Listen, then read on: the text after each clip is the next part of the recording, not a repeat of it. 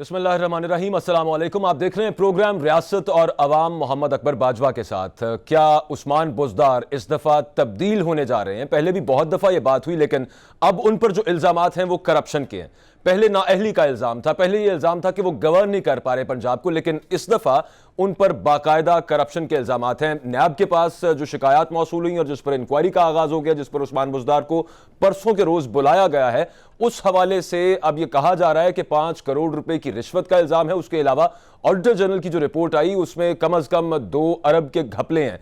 घपले कहा जाए या बेज़ाब्तगियां कहा जाए, ऑडिट पैराज होंगे, उनका जवाब अगर डिपार्टमेंट्स देंगे तो पता चलेगा कि किस कदर शफाफियत रही। लेकिन ओवरऑल जो इल्ज़ाम गैर मुल्की शराब की फरोख्त के लाइसेंस का है, उसके हवाले से आपको बताते जाएं कि उस्मान बुज़दार साहब ने नैब से गुजारिश की कि उन्हें वक्त दिया जाए, 3-4 हफ्ते का वक्त दिया जाए। उन्होंने तैयारी करनी है, पुराना रिकॉर्ड चेक करना है, लेकिन उन्हें वक्त नहीं दिया गया। परसों उस्मान बुज़दार साहब को बुलाया गया है। केस कुछ यूं है कि एक होटल, नया होटल बन रहा है, यूनिकॉर्न प्रेस्टीज उसका नाम था, और उसके लिए L2 लाइसेंस, जो कि गैर मुल्की लिकर का, गैर मुल्की शराब का लाइसेंस है, उसकी दरखास्त की गई।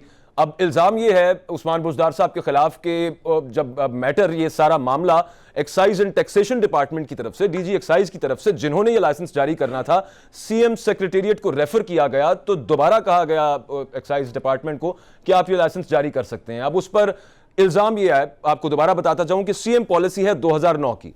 वो पॉलिसी ये कहती है कि ये L2 लाइसेंस यानी गैर मुल्की शराब का लाइसेंस सिर्फ उसी सूरत दिया जाएगा जब ये होटल 4 या 5 स्टार होगा और department of tourist service Punjab के साथ रजिस्टर्ड होगा। ये रजिस्ट्रेशन नहीं थी, 2009 की ये पॉलिसी थी, उसको वायलेट किया जा रहा था, उसकी वायलेशन में ये लाइसेंस मांगा जा रहा था। और उस्मान बुज़दार साहब के हवाले से कहा गया कि उनका ऑफिस यानी सीएम ऑफिस, सीएम सेक्रेटेरिएट को ये मामला रेफर किया जाता था।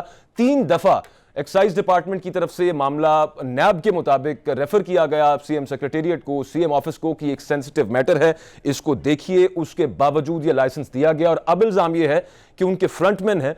फ्रंटमैन कौन है, इस प्रोग्राम में बात करेंगे, जिनके थ्रू 5 करोड़ रुपए की रिश्वत के एवज ये लाइसेंस ग्रांट कर दिया गया इस होटल को, जो अभी लाहौर में बन। इसके अलावा जो ऑडिटर जनरल की रिपोर्ट है, उसमें जो ऑडिट पैराज सामने आए हैं, उसमें जो बेजाब्तगियां सामने आई हैं, उनकी भी बात करेंगे। लेकिन अगर हम इस प्रोग्राम में ये बात करेंगे कि अगर उस्मान बुज़दार साहब को हटा दिया जाता है तो अगला वजीर आला पंजाब कौन हो सकता है। इमरान खान साहब पहले नाअहली की बुनियाद पर तो ये कहते रहे कि उस्मान बुज़दार आपने घबराना नहीं है, उस्मान बुज़दार बेहतरीन डिलीवर कर रहे हैं, उस्मान बुज़दार सिर्फ बताते नहीं हैं, उस्मान बुज़दार चुपके काम कर ही जा रहे हैं, सब कुछ कर रहे हैं। लेकिन at the very same time अब जब इमरान खान साहब खुद पहले कह चुके कि उनकी जीरो टॉलरेंस पॉलिसी है करप्शन के हवाले से, तो अब क्या मामला होगा। अब अगर ये नैब के अंदर इल्जामात साबित होना शुरू हो गए या फिर इस कदर ही नजर आना शुरू हो गया कि इनमें कोई सदाकत हो सकती है, इनमें वेटेज हो सकती है, तो उस्मान बुज़दार साहब को हटाना पड़ेगा। और उसके बाद एक और बड़ा और मुश्किल मरहला जो हुकूमत के लिए आ जाएगा वो ये होगा कि अगला वजीर आला पंजाब कौन होगा। अगला वजीर आला पंजाब, उसके लिए पाकिस्तान तहरीक इंसाफ में ऑलरेडी बहुत से उम्मीदवार शेरवानियां सिलवाए पहले बैठे हुए हैं।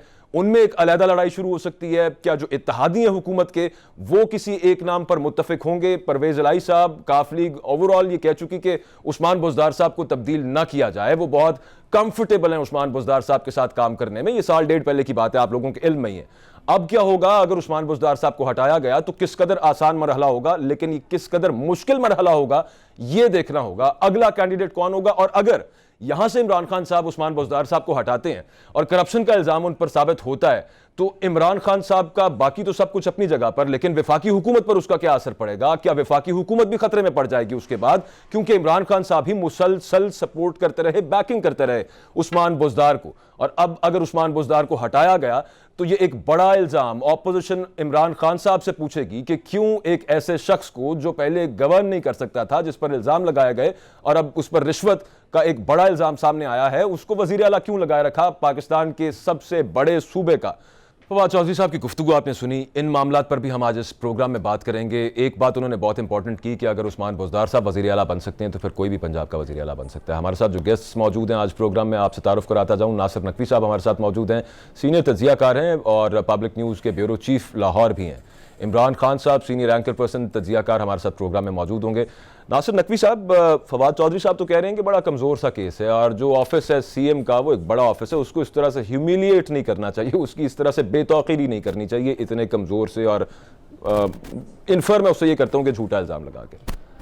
देखिए बात ये बाजा साहब कि ये हुकूमत एहतसाब के नाम पे आई थी और लोगों ने इसे वोट इसलिए दिया था कि लूट मार करने वालों के ख़िलाफ़ कार्रवाई हो, और अभी तक 2 साल में एक शख्स भी लटकाया नहीं गया, नहीं लटकाया जा सका। सियासत की मसलहत पसंदी होती है और सियासत के वो कहते हैं हाथी के दांत दिखाने के और खाने के और, तो उसी अंदाज में हुआ।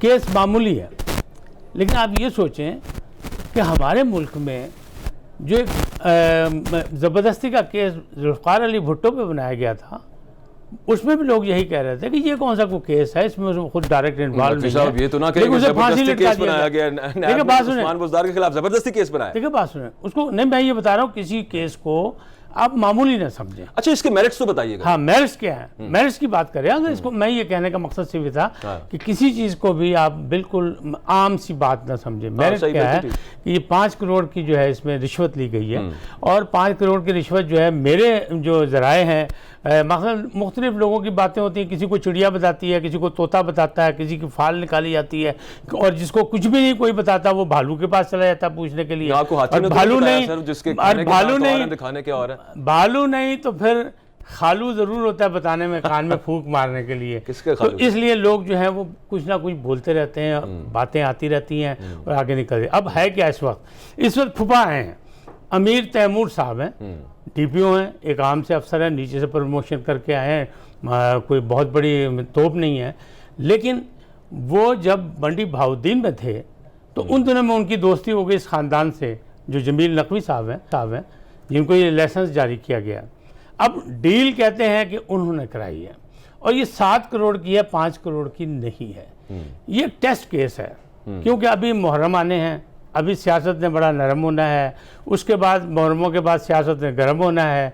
जब तक के लिए टेस्ट केस है, आपको याद होगा यही फवाद चौधरी साहब, इन्होंने कहा था कि बुज़दार को चाहिए कि जब इतनी बातें हो गई हैं तो बंदा खुद शर्म करके छोड़ के चला जाए। क्या मतलब था? एक इशारा था कि मामलात गड़बड़ हो रहे हैं तो आप अपने दाएं बाएं होकर पतली गली से निकल जाएं। आज जो इन पर इल्ज़ाम लगा बहुत मामूली सा है, लेकिन माजी में सियासत में देखें तो वहाँ तो भैंस चोरी करने का भी इल्ज़ाम लगता था और बड़े लीडरों पे लगता था। तो ये इल्ज़ाम जो है छोटे छोटे होकर ही ये मसले बड़े हो जाते हैं। अब यहाँ 5 करोड़ नहीं है, 7 करोड़ है। दूसरी तरफ ये है कि जिस DG ने ये लाइसेंस जारी किया है वो DG जो है उसको बार बार जो है वज़ीर आला हाउस से उसे मना किया गया, उसे का एक तरीक़ेकार है। और इस पूरी समरी को एक्साइज के सेक्रेटरी ने भी देखा, चीफ सेक्रेटरी ने भी देखा। मेरे पास जो हैं वो कागजात के हैं, मैं तो इन कागजात के हवाले से बोलूँगा कि सारी चीज़ें जो है उसको मना किया गया, कहा गया। अब वो DG साहब जो हैं वो वादा माफ गवाह बन गए हैं।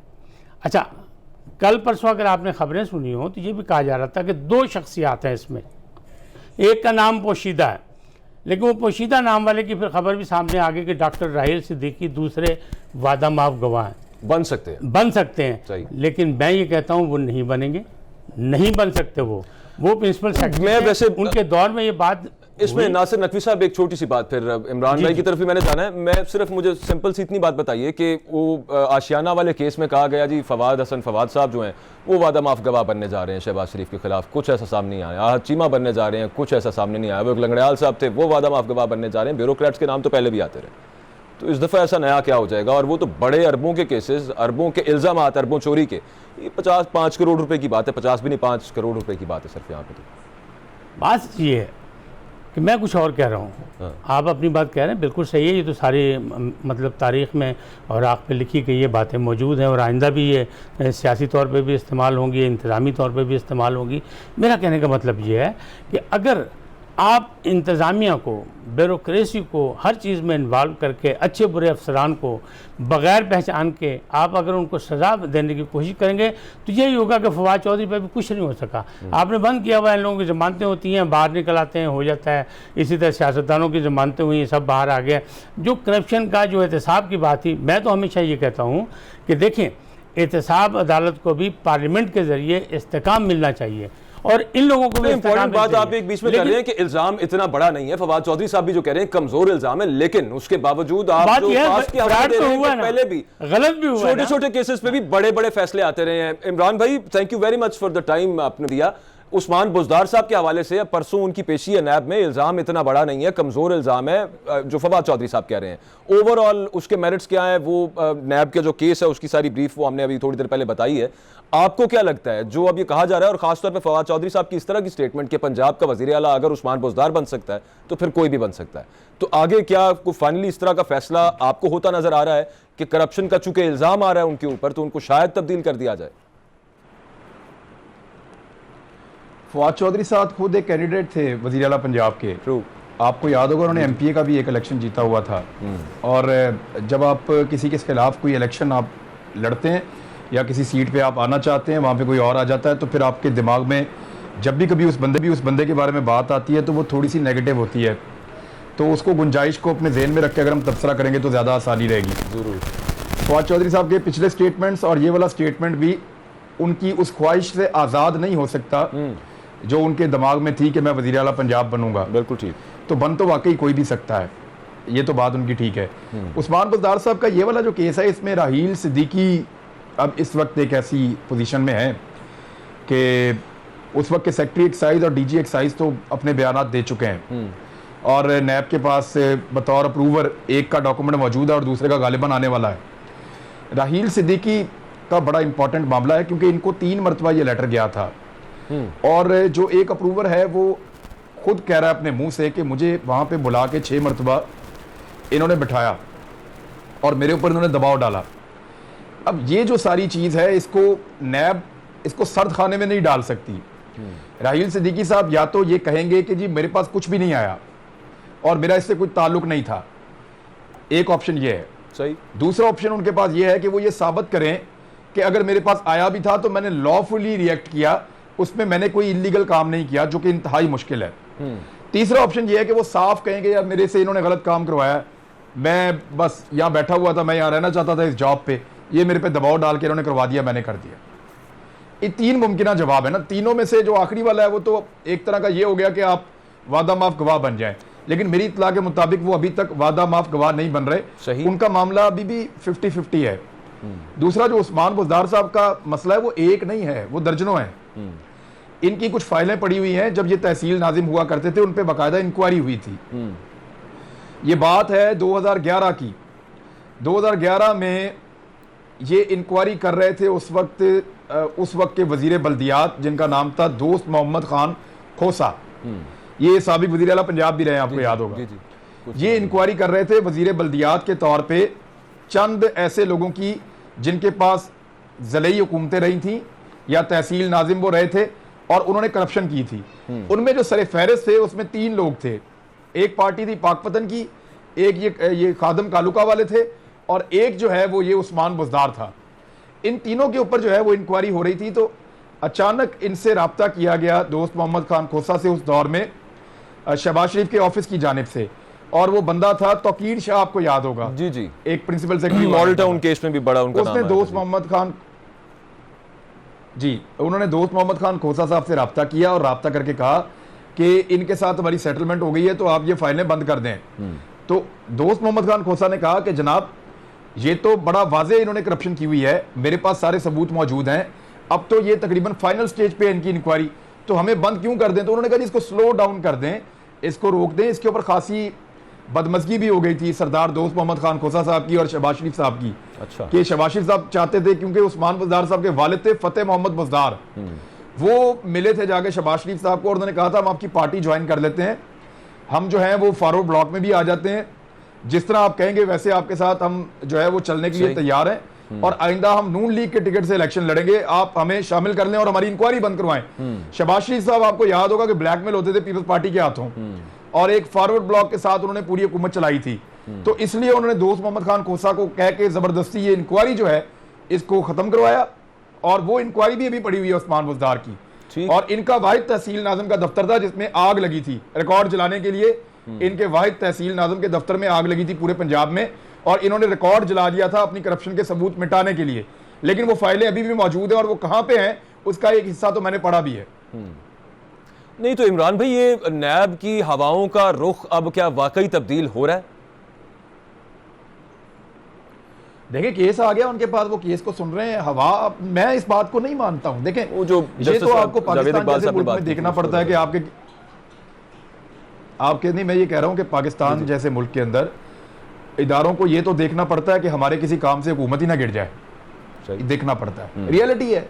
ठीक है। और ये सारी दुनिया में देखा जाता है कि हम कोई काम कर रहे हो एहतसाब करते करते हुकूमत ही गिरा दें, पता कि पूरे पाकिस्तान का पट्टा बैठ गया। ये तो उनको देखना पड़ता है। लेकिन जब उनके सामने कोई केस आ जाए, कोई चीज आ जाए, तो वो उसको ऐसे नहीं छोड़ते।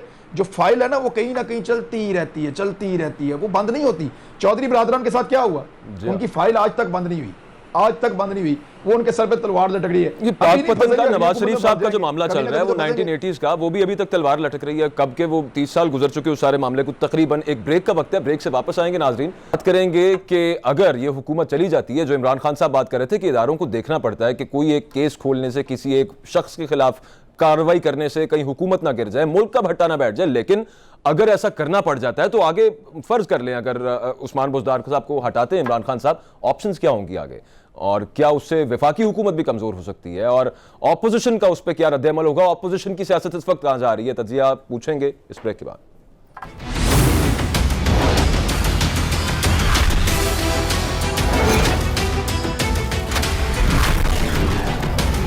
ब्रेक के बाद खुशामदीद। ब्रेक से पहले हम बात कर रहे थे कि वजीर आला पंजाब उस्मान बुज़दार पर करप्शन के इल्जामात इतने बड़े नहीं मगर हैं। अगर ये साबित हो जाते हैं तो उन्हें जाना पड़ेगा। अगर वो चले जाते हैं तो सूरत हाल कुछ यूं है कि जो ह्यूमन राइट्स की मिनिस्टर हैं वो फॉरेन मिनिस्टर को कुछ कह रही हैं। इससे पहले फवाद चौधरी साहब अभी उस्मान बुज़दार साहब के बारे में बयान दे रहे थे। उमर जो जहांगीर तरीन साहब हैं वो असद उमर साहब को उन्होंने निकलवाने की कोशिश की, फवाद चौधरी साहब के बकौल। ये सब मामला पीटीआई के अपने अंदर भी चल रहे हैं। तो इमरान भाई, अगर इस तरह का कोई मामला साबित हो जाता है उस्मान बुज़दार साहब को और वो चले जाते हैं तो ये तो उससे बड़ा मसला क्रिएट हो जाएगा। यहां पे तो अंदर इतनी जो अंदरूनी लड़ाइयां हैं वो नहीं थमने का नाम ले रही। किस तरह से नया बंदा सेलेक्ट हो सकेगा, ये तो एक बड़ा उससे बहरान क्रिएट हो जाएगा पार्टी के लिए भी और सूबे के लिए भी। नहीं, कुछ ऐसा नहीं है। पंजाब का वज़ीर आला चेंज करना is not a big deal. अच्छा, यहाँ पे इन लोगों ने अगर उस्मान बुज़दार के साथ गुजारा किया है तो ये किसी के साथ भी गुजारा करेंगे। ये बात तो आपको दिल को लगनी चाहिए जो फवाद चौधरी की थी कि अगर उस्मान बुज़दार साहब यहाँ पे वो तो ठीक है, लेकिन वो आपस में जो लड़ाइयां हैं इमरान भाई, उनका क्या करना है? वो उसको नहीं बनने देगा, वो उसको नहीं बनने देगा। अलीम खान के केसेस निकल आए थे। सारी पार्टीज में होती हैं, सारी पार्टीज में होती हैं, सही, और ये चलती रहती हैं। पीएमएलएन के अंदर भी हैं। आपको याद नहीं है वो कितना लड़ते थे वो फैसलाबाद वाले जो है, राणा सनाउल्लाह साहब, आबिद शेर अली साहब, फिर ख्वाजा आसिफ साहब और ये चौधरी निसार साहब, फिर इधर ये सारे लड़ते हैं। ग्रुपिंग होती है हर पॉलिटिकल पार्टी में। पीपल्स पार्टी में भी हैं, पीएमएलएन में भी हैं, हर तरफ होती हैं, पीटीआई में भी हैं। इससे कोई फर्क नहीं पड़ेगा। जिस आदमी को इमरान खान कहेगा कि ये मेरा सीएम पंजाब है, उसको सारे वोट भी डाल देंगे। इवन काफ लीग भी डाल देगी फौरन। काफ लीग नहीं इधर उधर भाग सकती, वो उनकी भी मजबूरियां हैं। हुकूमत को छोड़ के नहीं जा सकते। वफाकी हुकूमत को कमजोर होगी। इमरान खान साहब को जाहिर है ऑपोजिशन तो नहीं छोड़ेगी कि आपने एक ऐसा वज़ीर आला लगाए रखा जो पहले नाअहल था हम लोग कहते थे, और उसके बाद उस पर करप्शन साबित हो गई। तो वफाकी हुकूमत भी उसके जद में आएगी। फिर जाहिर सी बात है ये तनकीद आएगी, ये तनकीद आएगी, ये तनकीद आएगी। ये तनकीद हम भी करेंगे। सबसे पहले हम कहेंगे कि जिस दिन आप वज़ीर आला पंजाब बनाया था आपने, हमारी आपसे जब पहली मीटिंग हुई थी तो उसमें हम सब सहाफ़ियों ने आपसे कहा था कि उस्मान बुज़दार के मामले पे आप खान साहब रिव्यू करें, आप सोचिए इसके ऊपर। और हम सबका ये कंसेंसस था कि ये ठीक आदमी नहीं है। आप अकेले कह रहे थे कि ठीक आदमी है। तो अब 2 साल ज़ाया करने के बाद आप इसको हटा रहे हैं तो हमारी बात दुरुस्त साबित हुई। आपने पंजाब के 2 साल ज़ाया किए हैं, उसके लिए आप जिम्मेदार हैं, ये हम कहेंगे। लेकिन याद रखिएगा उस्मान बुज़दार को इमरान खान साहब ऐसे नहीं हटाएंगे कि वो उनका फेलियर साबित हो जाए। वो इसको ऐसे हटाएंगे कि इस आदमी ने गलत किया इसलिए जा रहा है, मैं इससे काम ठीक ले रहा था। वो कुछ इसको मैनेज करेंगे इसको। ठीक। नासिर नकवी साहब, आपके ख्याल में ठीक है इमरान भाई की बात कि पॉलिटिकल पार्टीज़ के अंदर धड़ेबंदियाँ होती हैं, लेकिन यहाँ पर क्या इतना ईजी होगा कंसिडरिंग के PMLQ ये कह चुकी पहले भी जब बातें हुई कि उस्मान बुज़दार को तब्दील ना किया जाए, हम इन्हीं के साथ कंफर्टेबल हैं काम करने में। और आगे अगर इस तरह की कोई नौबत आती है, मामला आता है, इस नहज तक पहुँचते हैं मामला, तो ईजी होगा। जिसको इमरान खान साहब कहेंगे वो बन जाएगा। और फिर ये एक पूरी चार्जशीट जो इमरान भाई कह रहे हैं कि नहीं आएगी वज़ीर आज़म पर, क्या आ सकती है आपकी नज़र में? देखिए, मौजूदा हालात में तो इमरान बिल्कुल सही कह रहे हैं कि ये इसी अंदाज में होता है और इसको जमहूरियत का हुस्न कहते हैं। छोटे छोटे टुकड़े आपस में लड़ते रहते हैं। लेकिन मैं हमेशा से कहता हूँ कि नादान दोस्तों का जो है वो फैसले और उनकी जो हरकतें हैं उससे बड़ा पार्टी को भी नुकसान पहुंचता है, सियासत को भी नुकसान पहुंचता है, और हमारे तहरीक इंसाफ में कोई नादान दोस्त ज़्यादा दिखाई दिए हैं। अब मिसाल के तौर पे कि इमरान खान साहब जिस तरह यू टर्न लेते हैं वज़ीर आज़म साहब, खाने आज़म साहब, तो उन्होंने पिशावर में कहा ना कि मैं परवेज़ खटक सही थे और मैं गलत था, हम गलत समझ रहे थे, तो उसी तरह वो यहाँ भी कह देंगे कि आपने गलत समझा, आप लोग सही कह रहे थे। जब ये इमरान खान या कोई और सहाफ़ी उनसे सवाल करेंगे तो वो ये कह देंगे कि ठीक है मेरा अंदाज़ा गलत हो गया। लेकिन देखने की बात ये है कि छोटा सा केस जिसमें ये बात अभी कर रहे थे, ये इमरान साहब भी कह रहे थे कि मुझे नहीं लग रहा कि राहिल सिद्दीकी जो है, असल उस पर आएगी बात कि वो कौन है और वो क्या वादा माफ गवाह बनता है, उसका साथ देता है गोंदल का कि नहीं देता। जब कागजात हम देखते हैं तो उसमें मसला ये लगता है कि गोंदल साहब ने ओवरडू किया है किसी के कहने पे। नंबर एक, इसमें करप्शन हुई है, पैसे भी दिए गए हैं, पैसे लिए गए हैं, सब कुछ हुआ है। नंबर दो, उन्होंने 9 तारीख को जो लाइसेंस जारी किया है उसके लिए एक नोट गया है चीफ मिनिस्टर हाउस से 8 को कि इसे कमेटी के थ्रू जो अंदाज है कानून के तहत उसके मुताबिक किया जाए। नंबर 3, ये जो लेटर मैं दिखा रहा हूँ आपको, इसमें यह है कि मिनिस्टर के दस्तखत हैं, गोंदल साहब के दस्तखत हैं, सेक्रेटरी के दस्तखत हैं, लेकिन इसको प्रिंसिपल सेक्रेटरी के पास भेजा ही नहीं गया। इसका क्या मतलब है कि ये लोग कोई चीज़ छुपाना चाहते थे, इन्हें नहीं पता था कि तो इसको प्रूव करने का सिर्फ एक तरीका है, वो है वादा माफ गवाह के जरिए, वरना पेपर्स के थ्रू ये प्रूव नहीं हो रहा। जी जी जी जी जी अगर ये मसला ये है तो वो वादा माफ गवाह इसीलिए बनने को नहीं है, हमारे ज़राए के मुताबिक वो वादा माफ गवाह बनने को तैयार नहीं है। और चाहे जितना पेपर्स आप नाज़रीन स्क्रीन पे भी अपनी देख सकते हैं, ये जो डॉक्यूमेंट दिखाया अभी हम इसको दिखा रहे हैं, जो मसला ये है कि इसमें फिर गिरफ्तारियाँ होंगी, फिर एक से ज़्यादा गिरफ्तारियाँ होंगी इस केस में। इसको जितना ये मामूली करें इतना ये मामूली केस नहीं है, ये बुनियाद बनेगा। चंद दिन पहले हमारे ये इमरान साहब ने अपने टीवी पे ये बातें की थी कि उन्होंने अपने भाइयों को भी ओबलाइज किया और अगले इलेक्शन के लिए तैयार कर रहे हैं और करप्शन कर रहे हैं। आज पाकिस्तान के जो ऑडिटर जनरल हैं, जो उनकी पहले साल की रिपोर्ट आई है, उसमें सारी चीज़ें कि 2 अरब से ज़ायद के इन्होंने घपले किए हैं, या करप्शन मौजूद है, या जहाँ नहरों के लिए यहाँ पर जितनी पत्थर मंगवाए गए हैं वो तकरीबन हमने डिस्कस कर लिए हैं। एक केस नहीं है। एक चीज़ और आगे, अगर हम ये बिलफर्ज महाल इमरान भाई, ये सब मामला जैसे हमने बात की इस तरह से होता है, ये चार्जेस प्रूव हो जाते हैं, वहाँ से वादा माफ गवाह इनके खिलाफ बयान दे देते हैं और उस्मान बुज़दार साहब को जाना पड़ता है। तो अगला वज़ीर आला पंजाब आपकी नज़र में कैंडिडेट्स कौन कौन से हैं, पॉसिबिलिटीज़ क्या हैं? इमरान खान आपको सरप्राइज देंगे दोबारा। मुझे लगता है अननोन साहब को बनाएंगे फिर, वो आपको सरप्राइज देंगे। मतलब ना अलीम खान साहब होंगे, ना फवाद चौधरी होंगे, ना सप्तान खान होंगे, कोई सरप्राइज ही आएगा दोबारा। एन से कोई नाम होगा इमरान भाई? देखें, मैं आपको एक चीज बताऊं, उस्मान बुज़दार को आप इतना सादा समझते हैं ना, इतने सादे आदमी है नहीं। No, not at all. नहीं, सरदार है। आप गौर करें कि जितने भी लोग, आप गौर करें कि जितने भी लोग उस्मान बुज़दार साहब के खिलाफ सीएम के उम्मीदवार थे, वो सारे कंट्रोवर्शियल कर दिए उन्होंने, ठिकाने लग गए। अब कैसे किए ये आप मेरे से ना पूछिएगा। सप्तान खान को, अलीम खान को, यास्मीन राशिद को, राजा हमायूं यासिर को, उन तमाम लोगों को जो रास्ते में आ सकते थे, इवन मियां महमूद रशीद को भी, मियां महमूद रशीद के बारे में इमरान खान साहब तक ये बातें पहुंचाई गई हैं कि उन्होंने करप्शन की है और उन्होंने 2 नंबरियां की हैं यहाँ पे पंजाब में वजारत के दौरान। तो वो कन्विंस किया गया इमरान खान साहब को। हर वो आदमी जो वजारत का एक उम्मीदवार के तौर पे हो सकता था उस्मान बुज़दार के खिलाफ, उसको कमज़ोर कर दिया ताकि वो ये सोचना ही बंद कर दे कि मैं वज़ीर आला बन सकता हूँ। सही। और ये उस्मान बुज़दार साहब की बड़ी कामयाबी थी, लेकिन अभी भी उम्मीदवार बाकी हैं, उम्मीदवार बाकी हैं। उम्मीदवार नकवी साहब, कोई नाम आपके जहन में या कोई इन्फॉर्मेशन हो? नहीं, मैं यहाँ भी इत्तेफाक कर रहा हूँ इमरान से। सरप्राइज, ये जो कह रहे हैं सरप्राइज़ देंगे, तो इमरान खान की आदत है। इमरान खान ने हमेशा सरप्राइज़ दी है। जब वो फील्ड में थे, क्रिकेट खेल रहे थे, जब भी सरप्राइज़ देते थे। अब भी वो कोई भी कैंडिडेट बना सकते हैं, क्योंकि उन्हें पता है कि इस वक्त मैं ताकत में हूँ, मैं पावरफुल हूँ, जो मैं कहूँगा उस पर वोटिंग हो जाएगी। काफ लीग आखिरी वक्त तक साथ रहेगी। बिल्कुल सही है, इमरान खान कह रहे हैं, वो सही कह रहे हैं। खैर मामला लोग जो है इत्तेहादी जो है ये सब मिल जाएंगे। आप ये सोचें कि वफाक में अब अक्सरियत उनकी नहीं है, लेकिन क्या तमाम जो चीज़ें हैं वो पास हो रही हैं, तमाम मंजूरियाँ हो रही हैं। पार्लियामेंट का जब इजलास होता है, लोग बाकायदा उसको मंजूर करें, बिल मंजूर हो रहे हैं, सब कुछ हो रहे हैं। कैसे हो रहे हैं? तो इसका मतलब ये है कि उनके पास ऐसा तावीज़ मौजूद है कि उसके असरात होते रहेंगे। लेकिन पंजाब में खलबली मची है, खलबली मचेगी और मज़ीद ये काम आगे बढ़ेगा। मैं इस बात पे बिल्कुल मुत्तफ़िक हूँ कि ये मामला इतना आसान नहीं है जितना फवाद चौधरी कह रहे हैं, और इतना ही आसान नहीं है वज़ीर आला का जितना फवाद चौधरी कह रहे हैं। कोई भी बन सकता है।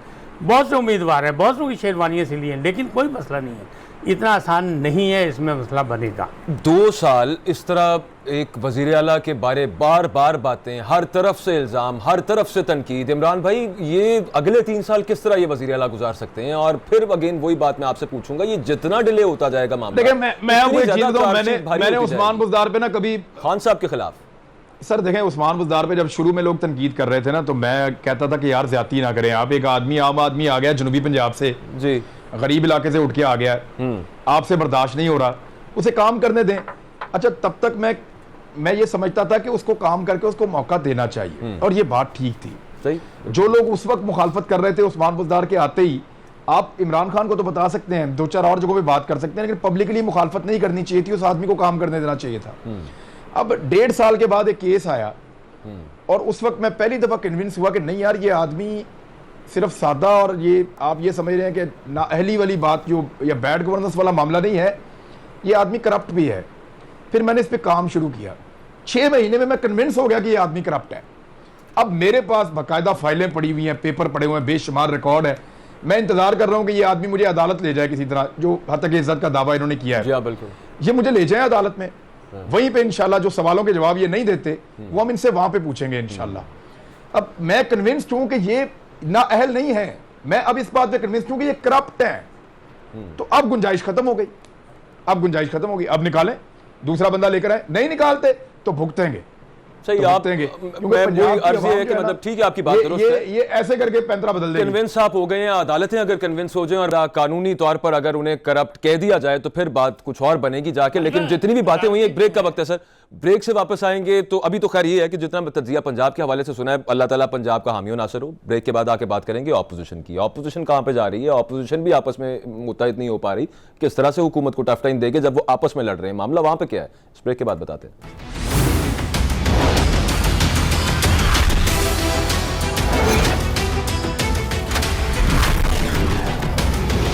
ब्रेक पे जाने से पहले हम बात कर रहे थे इमरान खान साहब की, पंजाब हुकूमत की, उस्मान बुज़दार साहब की। अब कुछ ऑपोजिशन की बात करें तो इमरान भाई, ऑपोजिशन ओवरऑल बात की जाए तो पीपल्स पार्टी, PMLN और फिर वहां पे मौलाना साहब, इनकी आपस में हर एक के अपने अपने गोल्स हैं, अपने अपने मफादात हैं, ये तो एक पेज पे आते नजर नहीं आ रहे। उसके बाद जो इल्ज़ाम PMLN पे, ऑपोजिशन की सबसे बड़ी जमात पे लगाया जा रहा है हुकूमत की तरफ से, वो ये कि ये लोग आपस में भी लड़े हुए हैं। तो इसमें कितनी सदाकत है? ये जो कह रहे हैं कि जी शहबाज शरीफ की सियासत खत्म होगी तो मरियम की शुरू होगी, तो बेसिकली मरियम नवाज जो हैं वो शहबाज शरीफ और हमजा की सियासत खत्म करना चाहती हैं, एंड वाइस वर्सा। यार मौलाना फजलुर रहमान साहब पे तो मुझे आज तरस आ रहा था, और बहुत ज्यादा तरस आ रहा था। मैंने एक वीडियो देखी, उसमें उन पे तरस आते हैं। मियां इफ्तिखार साहब आप जानते होंगे ENP के, इजराइल के हवाले से जो वीडियो है, मियां इफ्तिखार साहब, यार देखें आप, हद नहीं होगी। मौलाना साहब ने ना उनको चपेड़े मारी, ना उनको ठुड्डे मारे, ना उन्होंने जहाद का ऐलान किया मौलाना साहब ने, और बल्कि सर को ऐसे ऐसे करते रहे। एक आदमी जिसने सारी दुआ कराई है इमरान भाई, उन्होंने एंड पे दुआ की है, तो शायद वो उनकी हिदायत की दुआ कर रहे हैं। कभी इस मौलाना फजलुर रहमान ने कभी इस बंदे को कहा कि ये इसराइल का एजेंट है, कभी इस बंदे को कहा ये इसराइल का एजेंट है, लेकिन जिनसे चंदा आता रहा वही इसराइल के एजेंट निकले। ये नहीं, हद ही हो गई आज तो, कमाल हो गया। बाद ऐसा और मौलाना साहब की शक्ल देखने वाली थी नहीं, लेकिन इमरान भाई, मौलाना साहब ने जो दुआ की है आपको नहीं पता, मुझे नहीं पता क्या दुआ की है, वो शायद हिदायत की दुआ कर रहे हो। मौलाना साहब ने कहा होगा कि या अल्लाह। अच्छा, मैं आपको मजे की बात बताऊं, हमारे मौलाना साहब इतने मजे के हैं, हमारे ये उलमा इतने मजे के हैं, मौलाना फजलुर रहमान साहब की मैं बात कर रहा हूँ, या इन जैसे कुछ लोगों की, सारे उलमा इकराम बड़े काबिल एहतराम है, मैं उनके कदमों की खाक भी नहीं हूँ। ये अगर पाकिस्तान इनके दबाव पे अगर इसराइल को तस्लीम भी कर लेगा ना, तो इन्होंने इतनी दुआ करा दी है कि इनके मुंह से निकल जाएगा, या अल्लाह इसराइल को नेस्तो नाबूद कर दे, इनके मुंह से निकल जाएगा। ये इन्होंने इतनी दुआ करवाई है। ये मैं आपको बताता हूँ, ये इसराइल का मंजन बेच बेच के अपनी सियासत जिंदा रखी है। अब जिन पे तकिया था वही पत्ते हवा देने लगे, वही UAE, वही सऊदी अरब आज इसराइल के साथ प्यार की पींगे चढ़ा रहे हैं, और उनका चंदा इनको बोलने नहीं दे रहा। हद हो गई, वैसे लाचारगी की इंतहा है। दूसरी तरफ से ना PMLN हाथ पकड़ा रही है, ना पीपल्स पार्टी हाथ पकड़ा रही है, वहां पे भी तरस आता है थोड़ा सा उन पे। वो नहीं, उन्होंने वो हाथ पकड़ाए, वो हाथ आगे करते हैं, उस पर हथकड़ी लग जाती है। वो बेचारे हाथ आगे करते हैं, वो हाथ पे हथकड़ी लग जाती है, वो कैसे हाथ आगे करें। तो ये जो PMLN के अंदर चल रहे हैं इमरान भाई, इस पे आपकी क्या तज्जिया है? ये मरियम नवाज, शहबाज शरीफ, ये दो कैंप्स, दो मतलब साइड्स जो बनी हुई हैं। कहाँ जा रही है इनकी कुछ भी नहीं है, ये ऐसे ही खेलते हैं, ये ऐसे ही खेलते हैं। नहीं नहीं, जब इक़्तिदार मिलेगा सब ठीक हो जाएगा। ये हमेशा ऐसे ही खेलते हैं।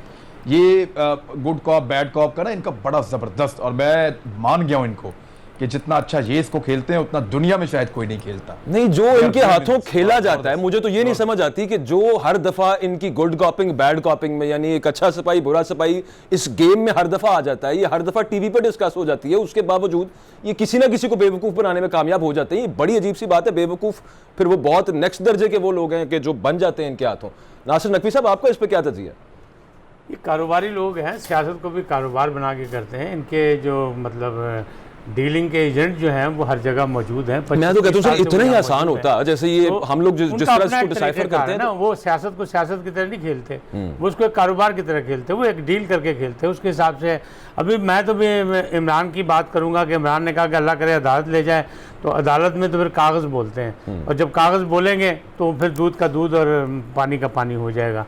तो मामला चाहे वो किसी के भी हों, और उसका फैसला जल्दी होना चाहिए, मामला जो हैं वो सामने होने चाहिए, ताकि जो एक मायूसी सी है मुआशरे में कि एहतसाब के नाम पे आके एहतसाब नहीं हो पाया, अदालत में कोई जाता है तो उसका रिजल्ट कोई नहीं निकलता, तो ये चीज़ें जल्दी जल्दी थोड़ा सा कोई फास्ट हो जाए अगर, तो मेरा ख्याल है कि हमारी जो कौम है उसमें एक दफ़ा फिर यकजहती और वो जो है हुब्बुल वतनी की बात जो है वो सामने उभर के है। क्योंकि ये मायूसी, एक तो कोरोना आ गया, कारोबार और मुआशी तौर पे हम लोग नीचे आ गए, दूसरे मामलात ये सियासी आ गए, वो तो ठीक है। तीनों पार्टियां बड़ी जो हैं वो अपनी अपनी सियासत कर रही हैं। देखिए, आप ये सोचें कि मौलाना से आप क्या उम्मीद रखेंगे कि रहबर कमेटी का इजलास नहीं हो सका, चाहे ये डेट देते हैं मुहर्रम के बाद की, लेकिन रहबर कमेटी का इजलास तो होना चाहिए था। तीनों पार्टियों की सोचें अलग अलग हैं, यानी एक कहते हैं इन हाउस तब्दीली होनी चाहिए, और दो ये कह रहे हैं कि फौरी तौर पर निकल जाना चाहिए, इन लोगों को भगा देना चाहिए।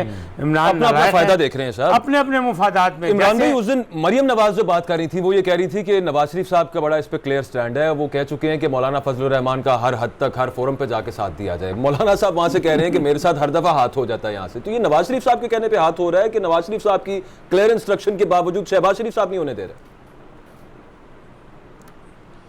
देखें, झूठ तो पॉलिटिकल लोग बोलते हैं, तो वो झूठ बोल रहे हैं। अगर मरियम नवाज साहब नवाज शरीफ साहब का पैगाम दे रही हैं, देखें मौलाना साहब को वो करते क्या हैं। मौलाना साहब को मियां नवाज शरीफ साहब कहते हैं हम आपके साथ खड़े हैं, अन्नी पा दो मौलाना साहब। मौलाना साहब बेचारे बाहर निकलते हैं, शहबाज शरीफ साहब अपने कारकुनों कहते हैं नहीं नहीं उधर नहीं जाना, तो वो मौलाना साहब जो है वो शहबाज शरीफ साहब को बुरा भला कह के अपना दिल हल्का कर लेते हैं, और एस्टेब्लिशमेंट जो है वो नवाज शरीफ साहब को बुरा भला कह के अपना दिल हल्का कर लेती है। लेकिन दोनों इस खानदान के शुक्रगुजार रहते हैं कि कम से कम नवाज शरीफ मेरे साथ तो खड़ा हुआ ना, मौलाना साहब ये कहते हैं, और एस्टेब्लिशमेंट भी कहती है कि कम से कम शहबाज शरीफ ने हमारी बात तो मानी ना, तो वो दोनों को खुश कर देते हैं। ये खानदान बड़ा जबरदस्त, बहुत जबरदस्त पॉलिटिक्स, और इसी सब मामले के अंदर नवाज शरीफ साहब बाहर चले जाते हैं। हाँ, मियां साहब अभी मरियम भी बाहर चली जाएंगी, उम्मीद है वो भी एक मामला हो गया, आने वाले दिनों में कुछ इस तरफ जाएंगे कि वो भी बाहर चली जाएंगी। वो तो ये आपस की लड़ाइयां नासिर नकवी साहब चलती रहनी है इनकी, और ये सब मामला यूं जैसे ये पहले चलते रहे, ये सर्कस चलता रहेगा। इसका मतलब है कि हुकूमत के लिए तो बड़ी अच्छी खबर है, इमरान खान साहब के लिए अच्छी खबर है कि ये वो पहले इनको जब वो अपोजिशन में होते थे खान साहब तो कहते थे ये नूरा कुश्ती करते हैं आपस में, पीपल्स पार्टी और PMLN, अब ये अपोजिशन के अंदर भी ऑपोजिशन आपस में भी नूरा कुश्ती कर रही है। देखिए, बात ये है कि वो जो अभी बात हो रही थी ना हथकड़ियों वाली और पकड़ दकड़ जकड़ वाली जो चीज़ चला, जो एक किस चलिए 2 साल में, वो सब के सामने है, और सब अपने अपनी जान बचाने के चक्कर है, अपने अपने मुफादात पे खेल रहे हैं। तो ये जो मामलात हैं, खुशकिस्मत हैं इमरान खान साहब कि उनको ऐसा अच्छा माहौल मिला है कि ये लोग खुद आपस में ही कर रहे हैं, और इनका इंतज़ाम जो है वो हो नहीं पा रहा।